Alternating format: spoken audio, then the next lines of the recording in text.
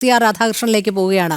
Shri CR Radhakrishnan, നേരത്തെ ഒരു Devaswom board ഉദ്യോഗസ്ഥന്റെ പെൻഷനുമായി ബന്ധപ്പെട്ട കേസ് ഹൈക്കോടതി പരിഗണിക്കവെയാണ് അതിരൂക്ഷമായ വിമർശനം ദേവസ്വം ബോർഡിനെതിരെ ഉന്നയിച്ചത്. അതിൽ പ്രധാനമായും വന്നത് ഈ കണക്കുകൾ സൂക്ഷിക്കുന്നതിലെ കൃത്യത ഇല്ലായ്മയാണ്. ഇപ്പോഴും ഈ എഴുത്തുരേഖകളാണ് സൂക്ഷിക്കുന്നത് എന്നുള്ളതാണ്. ഈ ആധുനിക കാലഘട്ടത്തിൽ പോലും അതൊന്ന് ഡിജിറ്റൈസേഷൻ ചെയ്യാനുള്ള യാതൊരു ക്രമീകരണങ്ങളും നടത്തിയിട്ടില്ല എന്ന് മാത്രമല്ല, നമ്മൾ കണ്ടതാണ് 27 ലക്ഷം, പിന്നീട് അത് ഓംബുഡ്സ്മാൻ അനുസരിച്ച് കണ്ടുപിടിച്ചപ്പോൾ അത് 15 ലക്ഷം കൂടി കെട്ടി 7 ലക്ഷം ഇപ്പോഴും യാതൊരു കണക്കുമില്ലാതെ അവശേഷിക്കുന്നു. അങ്ങനെ പല കണക്കുകളാണ് ദേവസ്വം ബോർഡിനുള്ള കീഴിലുള്ള ക്ഷേത്രങ്ങൾ, ഏകദേശം 150ഓളം ക്ഷേത്രങ്ങളും വിവിധ സ്ഥാപനങ്ങളിലുമായി നടക്കുന്ന കണക്കുകളിലെ കൃത്യതയില്ലായ്മ കൊണ്ട് വലയുന്നത്. എന്തുകൊണ്ടാണ് ദേവസ്വം ബോർഡ് ഇത്തരത്തിൽ പെരുമാറുന്നത്? നേരത്തെ വിമർശനങ്ങൾ ഏറ്റുവാങ്ങുന്നത് പോലെ ഇത് മുഴുവൻ രാഷ്ട്രീയക്കാരാൽ കുത്തി നിറയ്ക്കപ്പെട്ടത് കൊണ്ടാണോ? ഈ ചെറിയ ക്ഷേത്രങ്ങളിൽ നിന്ന് തുടങ്ങി ശബരിമലയിലെ ആ വൻ കൊള്ളയിൽ വരെ എത്തി നിൽക്കുമ്പോഴും ഇവർക്ക്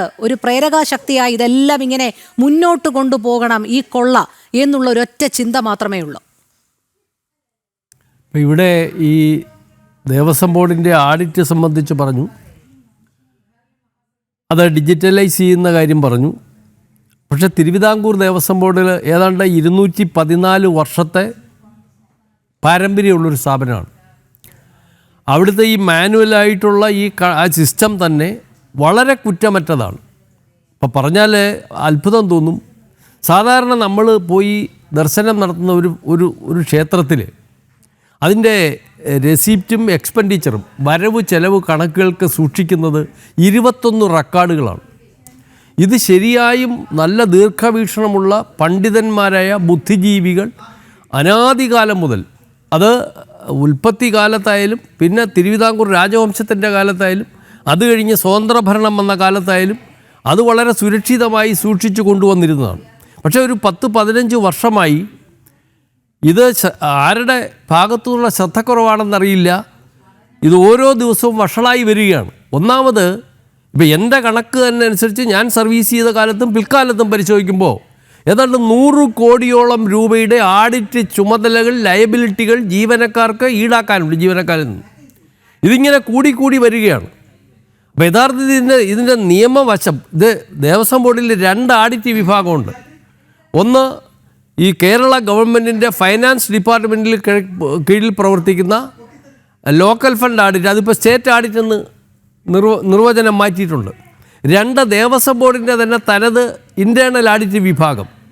ഇവരെല്ലാ സ്ഥാപനങ്ങളും ഓരോ വർഷത്തിലും ആഡിറ്റ് നടത്തണമെന്ന് വളരെ നിർബന്ധവും കർക്കശവുമാണ്.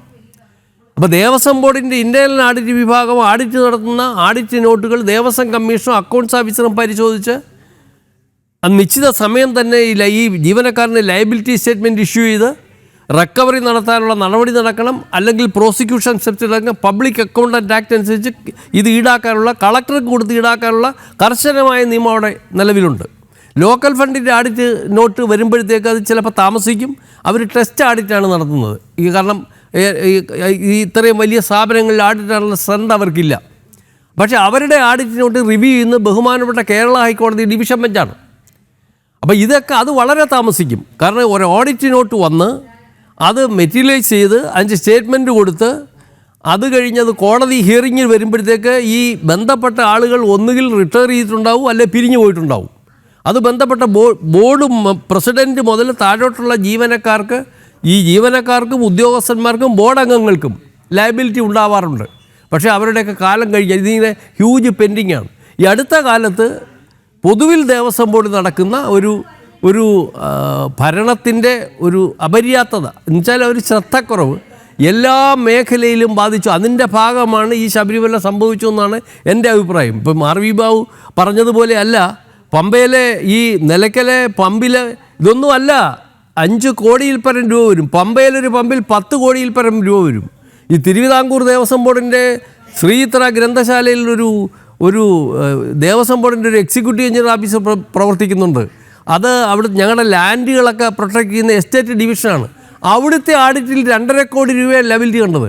1 രൂപ ഈടാക്കാനുള്ള നടപടി എടുത്തില്ല. പക്ഷേ ഇത് വളരെ ആത്മാർത്ഥതയും വളരെ കർക്കശ സ്വഭാവമുള്ളൊരു ബോർഡിന് മാത്രമേ ഇത് കർശനമായി അത് ഇംപ്ലിമെൻറ്റ് ചെയ്യാൻ സാധിക്കുകയുള്ളൂ. കാരണം അച്ചടക്ക നടപടി കർശനമാണ്. ആ ബോർഡിൽ തന്നെ നിയമമുണ്ട്, ഒരു 10,000 രൂപയെ കൂടുതൽ ലയബിലിറ്റി കണ്ടാൽ, ലയബിലിറ്റി എന്ന് പറഞ്ഞാൽ എന്താണ്? ടെമ്പററി മിസ്അപ്രോപ്രിയേഷൻ, താൽക്കാലിക അപകരണമാണ്. അത് പഴയ ബോർഡ് കാലത്ത് വളരെ കർക്കശമായി നിയമങ്ങളുണ്ട്. 10,000 രൂപ അപ്പം തട്ടും, സസ്പെൻഡ് ചെയ്യും, ഒന്നിൽ തിരിച്ച് കാശ് കൊണ്ടടയ്ക്കും. അത് കഴിഞ്ഞ് ഡിപ്പാർട്ട്മെൻറ്റ് എൻക്വയറി നടത്തി തിരിച്ചെടുക്കും. ഈ നടപടികളൊന്നും കുറേ കാലമായിട്ട് അവിടെ കാണാനേ ഇല്ല. ആഡിറ്റ് ലയബിലിറ്റി നോട്ടുകൾ എവിടെങ്കിലും ഉദ്യോഗസ്ഥ തലത്തിൽ പൂഴ്ത്തിവെക്കുക.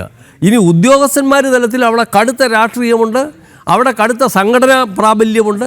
അത് അവരുടെ അതിന് ബോർഡുകാരെ ഒരു കുറ്റം പറഞ്ഞിട്ട് കാര്യമില്ല. കാരണം ഇതൊന്നും പ്രോപ്പറായിട്ട് അവിടെ ഇതൊക്കെ പറഞ്ഞു വന്നാൽ വലിയ ഗൗരവതരമായ കാര്യങ്ങളാണ് അവിടെ സംഭവിച്ചുകൊണ്ടിരിക്കുന്നത്. അതിൻ്റെ ഭാഗമാണ് ഈ നമ്മുടെ പറഞ്ഞ ഈ 10-15 വർഷമായി ഈ വാല്യുബിൾസിൻ്റെ തിട്ടപ്പെടുത്തലുകളും പീരിയോഡിക്കൽ വെരിഫിക്കേഷനും 3 മാസത്തിലുള്ള പ്ലസ് ആൻഡ് മൈനസ് സ്റ്റേറ്റ്മെൻ്റ് അയപ്പും ഒക്കെ കുറഞ്ഞത് കൊണ്ടാണ് ഈ ശബരിമല ഈ സംഭവം നടന്നത്. അല്ലെങ്കിൽ ദേവസ്വം ബോർഡിൻ്റെ 1250 അമ്പലങ്ങളിൽ ഒരു മാസം അല്ലെ 3 മാസം എത്ര വാല്യുബിൾസ് വന്നു എന്ന് കമ്മീഷൻ ഓഫീസിൽ വരെ ഉള്ള രജിസ്റ്ററിൽ അറിയാം നമുക്ക്. യാതൊരു സിസ്റ്റമാറ്റിക് ആയിരുന്നു.